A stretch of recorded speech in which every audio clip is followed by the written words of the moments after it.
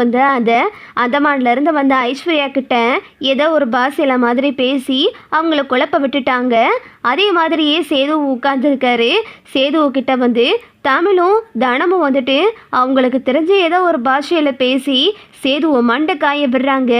இங்கே பார்த்தா தனம் ஏதோ கேட்க, அங்கிட்டு இருந்து தமிழ் ஏதோ சொல்ல, ரெண்டு பேரும் ஒருத்தருக்கு ஒருத்தர் மாற்றி மாற்றி பேசிக்கிறாங்க.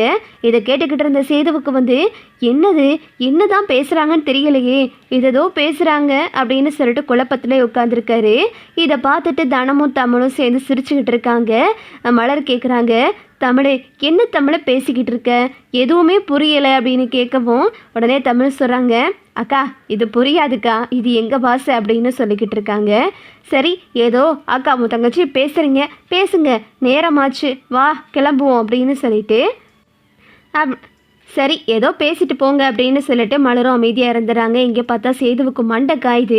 சேதுவை பார்த்து தனம் பேசிக்கிட்டு இருக்கும்போது தனத்துக்கிட்ட கேட்குறாரு, என்ன தனம் என்னதான் பேசுகிற அப்படின்னு கேட்கவும், மாமா இது எனக்கும் எங்கள் அக்காவுக்கு மட்டும் தெரிஞ்ச பாஷை. காலையில் வந்தால இந்த ஐஸ்வர்யா, அவள் என்னை ஏதோ பாஷையில் பேசி திட்டினா, அவளையும் நான் இந்த பாஷையில் பேசி திட்டி விட்டுட்டேன், அவள் பேசாமல் போயிட்டா அப்படின்னு சொல்லிட்டு இங்கே பார்த்தா தனம் வந்துட்டு சேதுக்கிட்ட சொல்லவும், ஏன் தனம் அவளே பாவம் அப்படின்னு சொல்லிட்டு தமிழ்கிட்ட வந்து சேது வந்து தனத்துக்கிட்ட சொல்கிறாரு.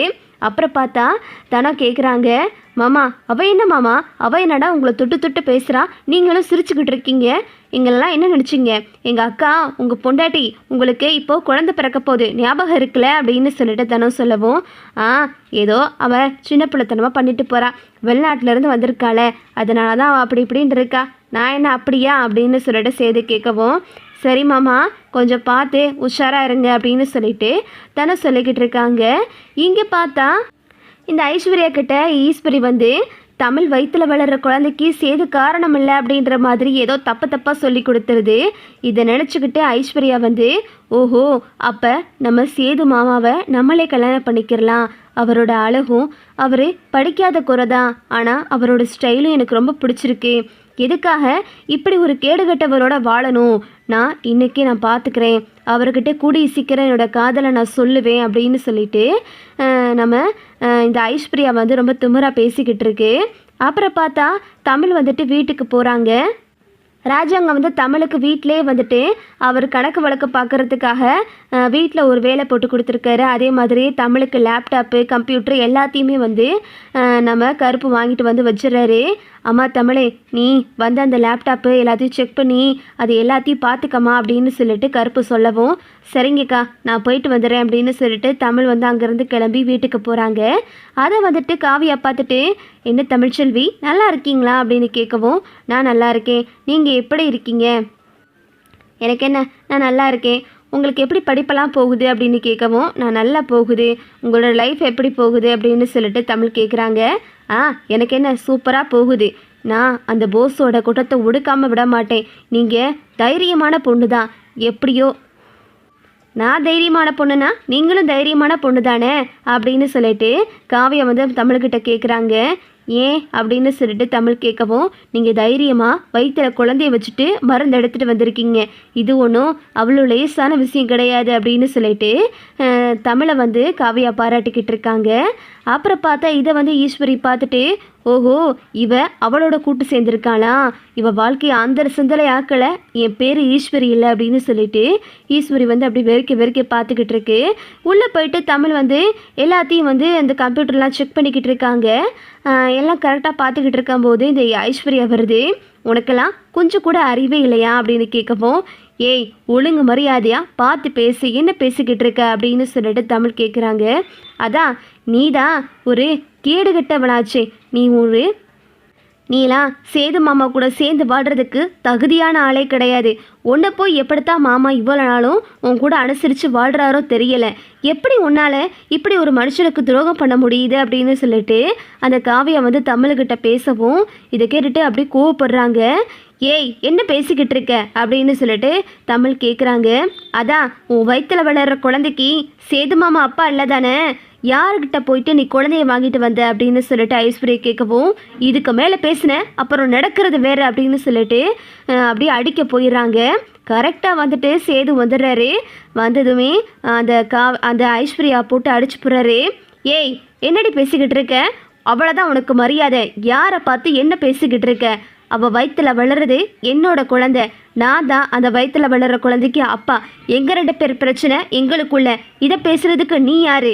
ஒழுங்கா வந்தியா? கல்யாணம் முடிஞ்சிச்சுல, இங்கேருந்து கிளம்பு அப்படின்னு சொல்லிட்டு சேது வந்து ஐஸ்வர்யா போட்டு திட்டி விட்டுறாரு. மாமா அது வந்து மாமா அப்படின்னு சொல்லிட்டு ஐஸ்வர்யா கேட்கவும், என்ன அது வந்து இது வந்துன்னு சொல்லிட்டு, அவ என்னோட பொண்டாட்டி, எங்களுக்குள்ள 1000 பிரச்சனை இருக்கும், அதுக்குள்ளே நீ எதுக்கு தலையிட்டுக்கிட்டு இருக்க?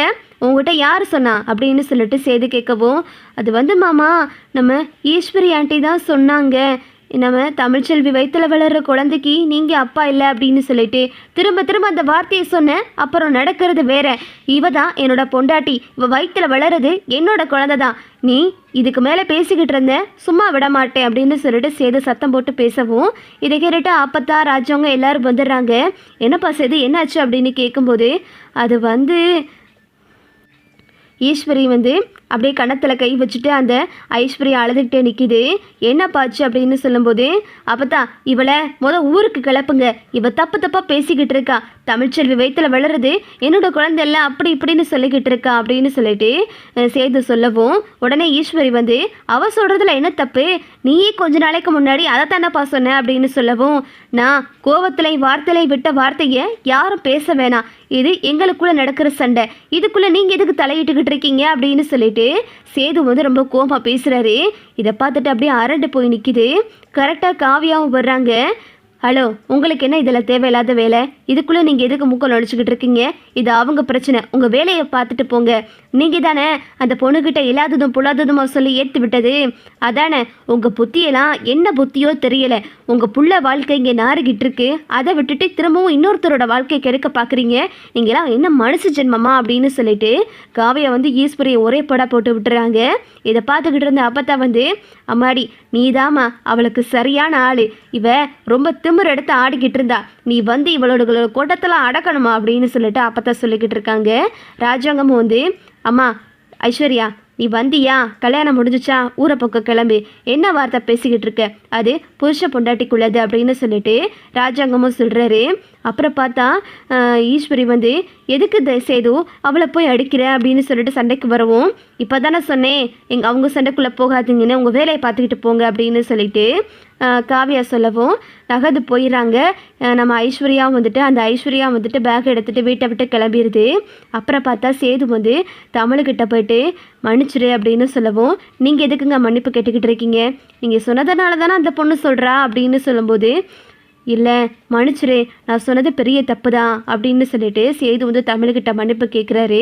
தமிழும் வந்துட்டு சேது வந்து தமிழுக்காக பேசுனதை நினச்சி தமிழ் ரொம்ப சந்தோஷப்பட்டுக்கிட்டு இருக்காங்க. அப்புறம் பார்த்தா தானே வர்றாங்க. அக்கா பாத்தியா அக்கா அவளுக்கு திமிர என்ன பேச்சு பேசிக்கிட்டு இருக்கான்னு?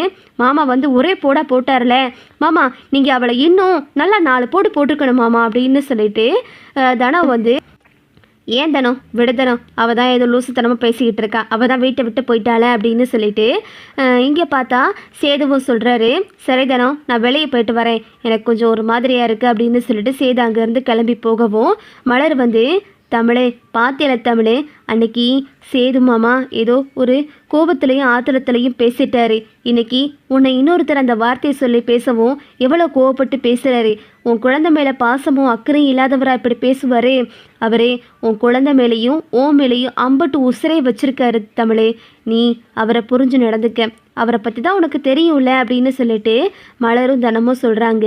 இதை கேட்டுட்டு தமிழ் ரொம்ப சந்தோஷப்பட்டுக்கிட்டு இருக்காங்க. இதுதான் அடுத்தடுத்து நடக்க போகுது.